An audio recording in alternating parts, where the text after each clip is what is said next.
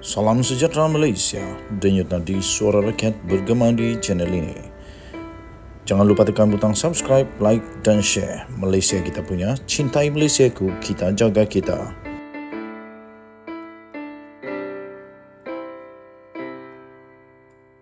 Salam sejahtera Malaysia, denyut nadi suara rakyat bergema di channel ini. Satu kejutan yang cukup besar. Ada kejutan yang besar. Adakah Anwar Ibrahim akan tumbang hari ini?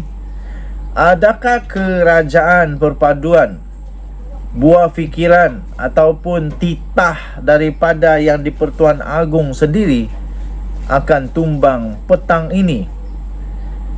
Adakah desas-desus komplot besar menumbangkan, mencantas Anwar Ibrahim benar terjadi?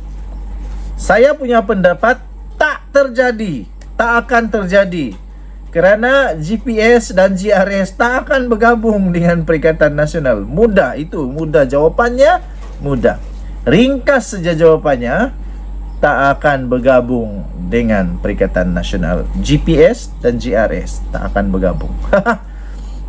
Tak tahulah tentang GRS, tapi GPS tak akan bergabung. Itu saya sure lah, tak akan bergabung. Okey, jadi angka, ada satu angka yang berlegar-legar sekarang ini.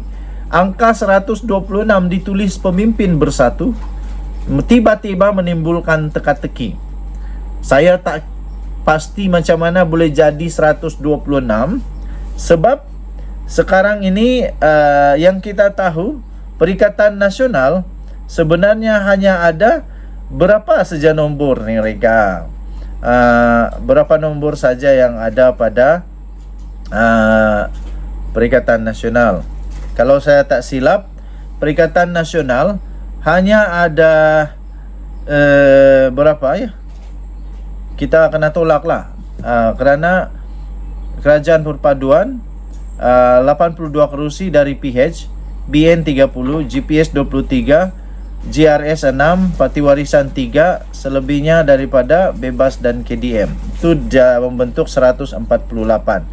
Jadi untuk mendapatkan 126, saya pun bingung juga berfikir dari mana 126 ini. Tapi sebenarnya tak ada siapa pun tahu apa maksud 126 itu.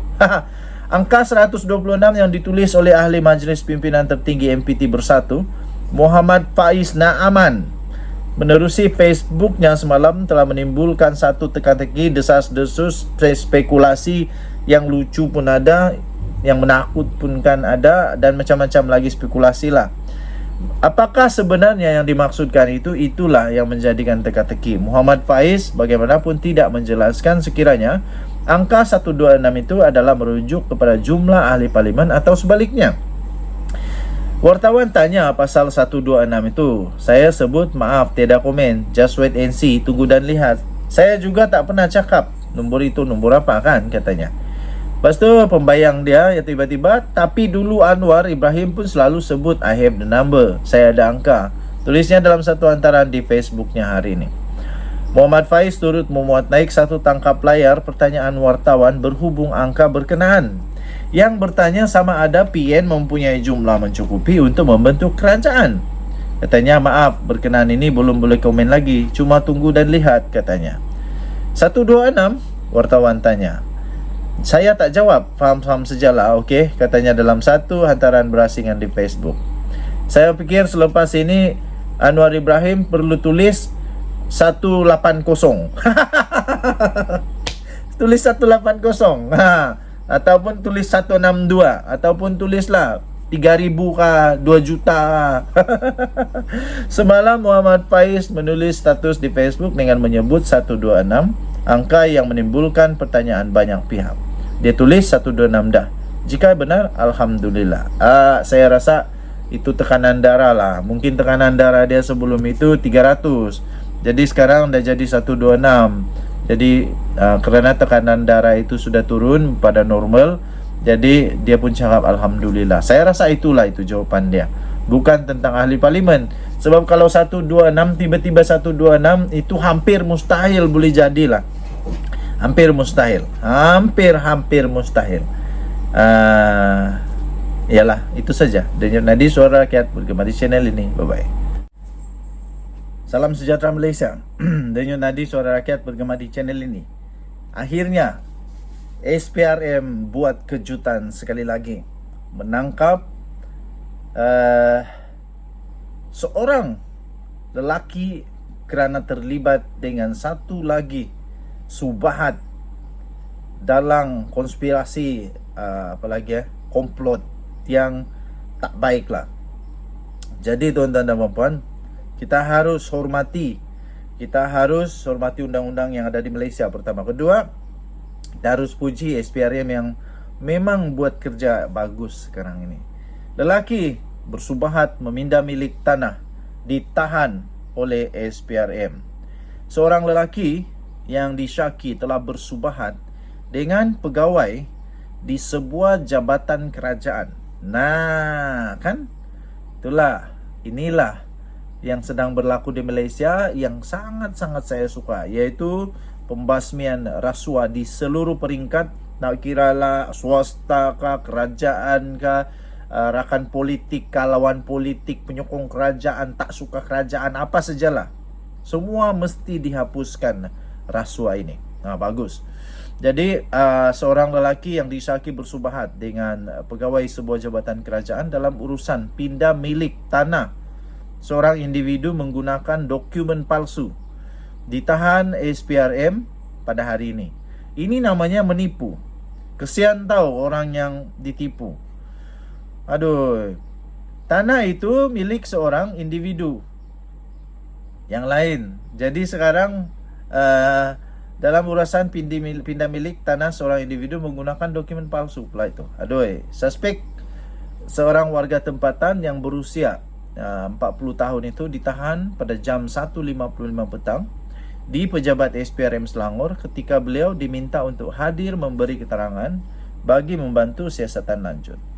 Menurut sumber, kegiatan suspek itu terbongkar selepas waris pemilik tanah itu mengesahkan penama yang merupakan bapanya telah pun meninggal dunia. Sepandai-pandai tupai melompat, akhirnya jatuh ke tanah juga. Bapaknya telah meninggal dunia dan tanah tersebut tidak pernah dipindah milik kepada mana-mana pihak. Ni kali siapa yang sign? Siapa yang sign? Ada orang sign dari dalam kubur. Kali ini betul-betul kantoi habislah. Suspek yang bekerja sendiri itu dipercayai bersubahat dengan seorang pegawai sebuah jabatan kerajaan di sebuah daerah di Selangor.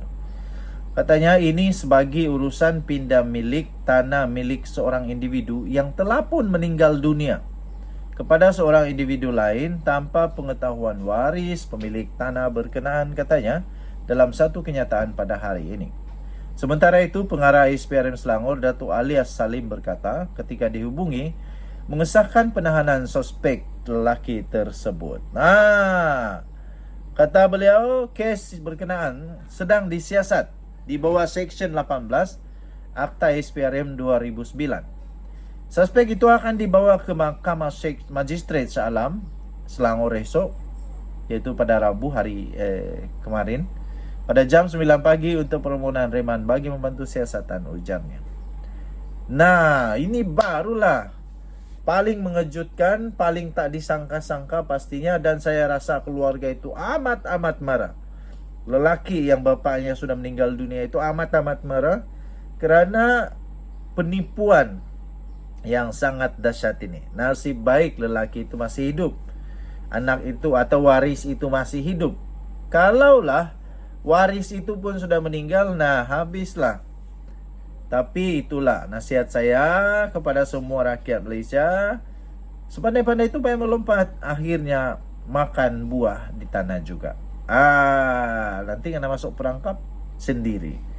Ini baru hukuman di dunia. Ingat ada hukuman akhirat lagi. Berhenti sekarang. Denyut nadi suara rakyat bergema di channel ini. Bye-bye.